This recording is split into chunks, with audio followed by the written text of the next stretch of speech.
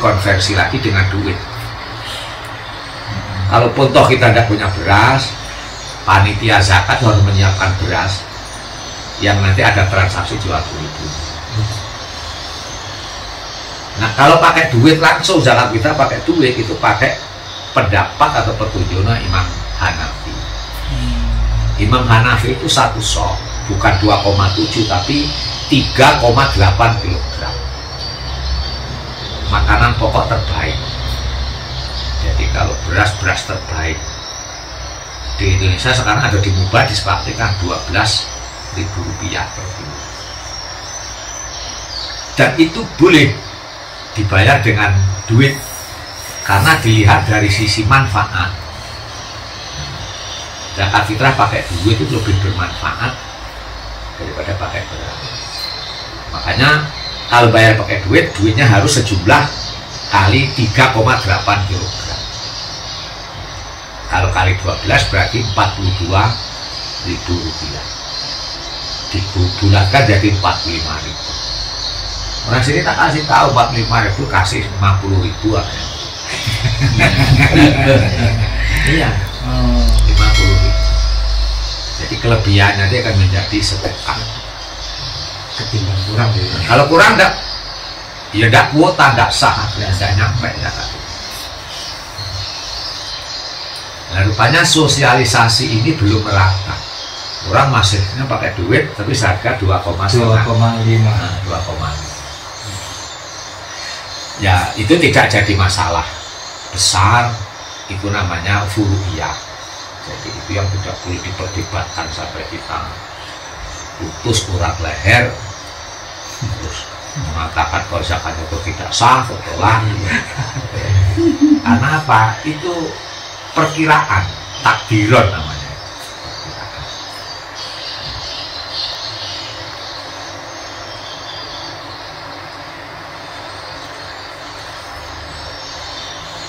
Ya sama dengan itu, menentukan Syawal, 1 Syawal.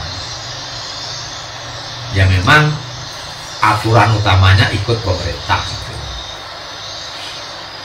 Yang kedua, kalaupun toh kita itu berani dengan keilmuannya sendiri, ilmu astronominya, ilmu falakiah, boleh menghitung sendiri, boleh menentukan sendiri, walaupun secara pribadi. Jadi kakek saya ini, itu kalau lebaran tidak pernah ikut siapa-siapa. Jadi nanti ngomong ke santri, kita ngajinya ini terakhir karena besok saya sudah lebaran. Beliau ahli falak, ahli astronomi. Jadi kalau kamu ikut saya lebaran ya besok. Tapi beliau tidak menyelenggarakan sholat di pondoknya karena mayoritas santrinya tidak mengikuti kiainya. Jadi beliau selalu puasa lebih dulu, lebaran lebih dulu. Kalau orang Indonesia mayoritas terutama pondok pesantren yang NU itu mesti lambat.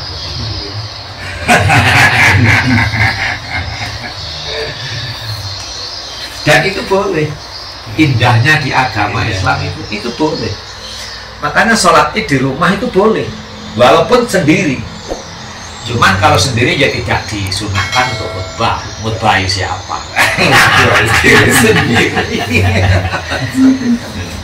Nah kalau potong, nah di sini kadang-kadang orang yang juga belum ngerti. Ketika kita datang ke masjid terlambat, terus tidak sholat, terus tetap sholat id.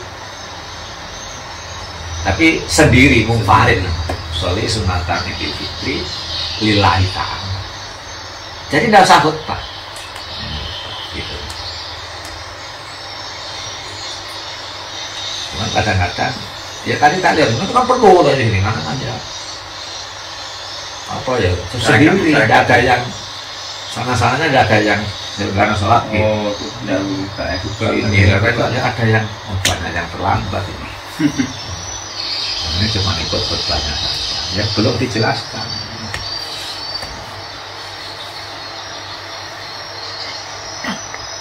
Kalau kita menyadari agama kayak itu, insya Allah apa ya? Ya saya itu enjoy saja. Kenapa? Ada dasarnya. Masalah orang tak sama atau orang marah itu kan tergantung orang. Makanya saya sering kena marah karena itu.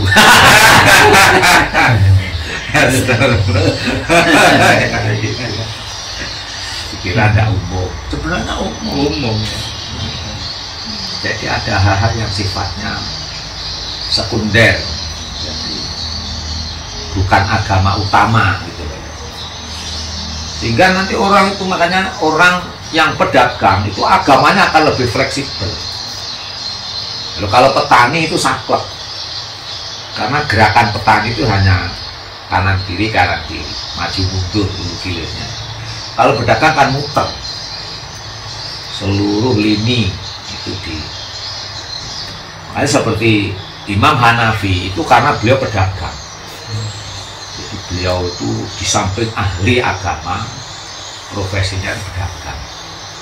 Sehingga setiap berpendapat itu melihat realitas, melihat kenyataan. Kalau Imam Syafi'i itu memang murni ilmuwan. Jadi, beliau tidak disibukkan oleh ekonomi, karena beliau seorang dosen, mufti. Jadi beliau tidak berpikir tentang ekonomi. Jadi pendapatnya ya lembut tapi berat karena apa ya, tidak ada gangguan apapun.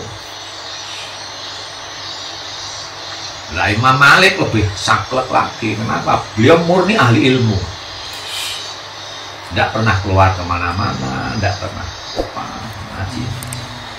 Kalau Imam Syafi'i itu merantau tapi tetap belajar ilmu.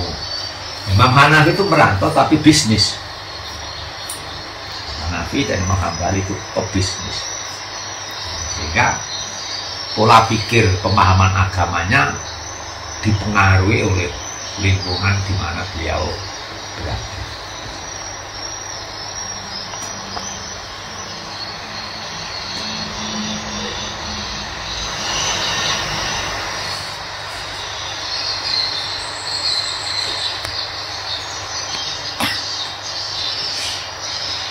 Malah di Jawa itu ada pondok, masih kakek saya itu pondok di Kediri.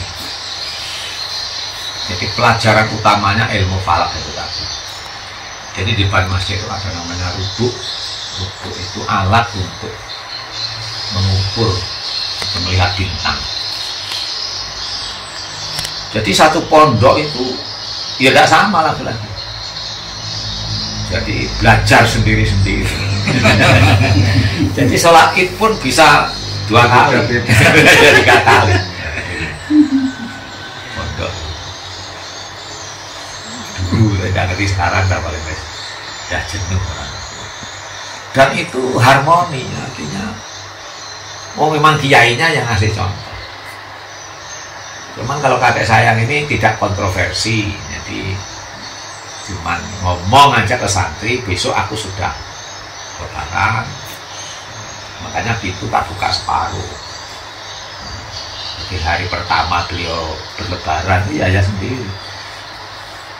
Itu biasanya kecenderungannya kalau organisasi itu Muhammadiyah itu akhirnya. Cuman beliau tidak mengklaim organisasi, enggak, bentuk secara pribadi.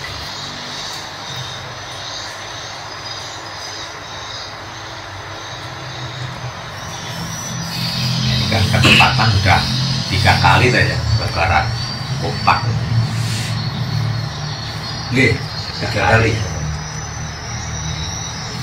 Nanti akan terjadi lagi perbedaan lebaran itu karena apa ya? Terbitnya matahari di ufuk timur itu cara menghitungnya berbeda. Mana Nasabandia itu 4 ya? Kalau itu bukan pakai itu pakai hitungan sendiri, tidak ada rumusnya kalau itu. Jadi kalau itu pedoman keilmuannya tidak ada. Makanya kalau ekstrim dikatakan itu sesat, sudah sah dikatakan sesat secara keilmuan. Tapi secara sosial tetap kita Tidak perlu menilai. Cuman kalau bisa jangan diikuti. Itu tidak ada standar keilmuan yang sah, itu tidak ada. Di Jember itu ada, pasti mendahului selisih 2 hari. Masuk TV mana zaman dia zaman dia. Itu selalu. Kelinci itu juga Ada ya Pak? Kelinci dong. Kelinci. Kelinci ambil ya? Kelinci. Oh, ada nggak tuh? Cipatat Ada atau tempat itu kan ya. Ada tempatnya? Dia kalau katanya pergi ke sana sama dengan pergi ke ya, haji. haji. Haji. Nah, itu sudah jauh Jauh. keluarnya. Kalau masih mazhab tadi Imam 4 itu masih standar.